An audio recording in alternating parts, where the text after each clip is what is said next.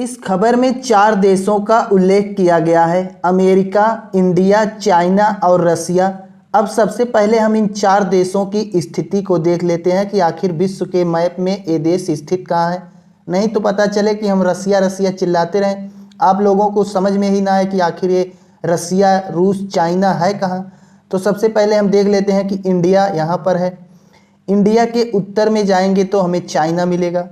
इस चाइना के और उत्तर में जाएंगे, इंडिया के उत्तर में जाएंगे, विश्व के सबसे उत्तरी छोर पर भारत के उत्तर दिशा में जो है रसिया स्थित है यहाँ पर, और अमेरिका की स्थिति यहाँ पर है।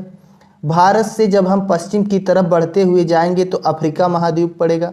अफ्रीका महाद्वीप क्रॉस करेंगे तो अटलांटिक महासागर आएगा। इस अटलांटिक महासागर के बाद स्थित है यहाँ पर अमेरिका।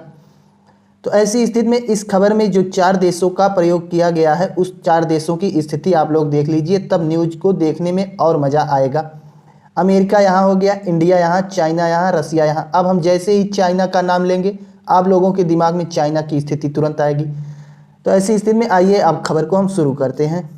अमेरिकी राष्ट्रपति डोनाल्ड ट्रंप ने शंघाई सहयोग संगठन या सीओ सम्मेलन की एक ऐसी तस्वीर साझा की जिसमें प्रधानमंत्री मोदी जी, रूस के राष्ट्रपति व्लादिमीर पुतिन और चीन के राष्ट्रपति शी जिनपिंग दिखाई दे रहे हैं।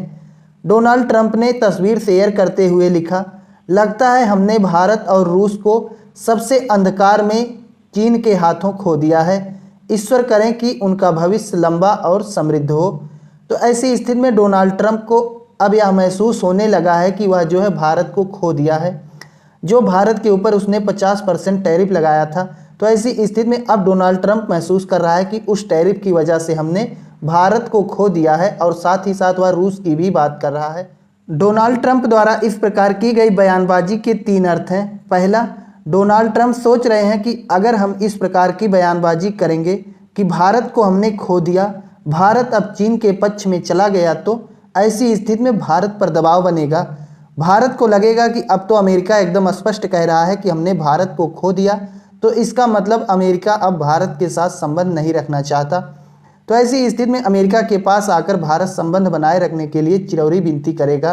तो ऐसी स्थिति में डोनाल्ड ट्रंप ने इस प्रकार की जो बयानबाजी की है, उसका एक अर्थ यह है कि डोनाल्ड ट्रंप भारत पर मानसिक रूप से दबाव बनाना चाहते हैं। डोनाल्ड ट्रंप द्वारा की गई बयानबाजी का दूसरा अर्थ यह हो सकता है कि शंघाई सहयोग संगठन या सीओ सम्मेलन में जिस प्रकार रूस, भारत और चीन का त्रिगुट दुनिया में बनकर उभरा है, उससे हो सकता है कि डोनाल्ड ट्रंप के मन में यह शंका पैदा हो रही हो कि कहीं अमेरिका इस त्रिगुट से पिछड़ ना जाए, और ऐसी स्थिति में डोनाल्ड ट्रंप को अपनी गलती महसूस हो रही हो और टैरिफ वापस लेने का पहला कदम हो।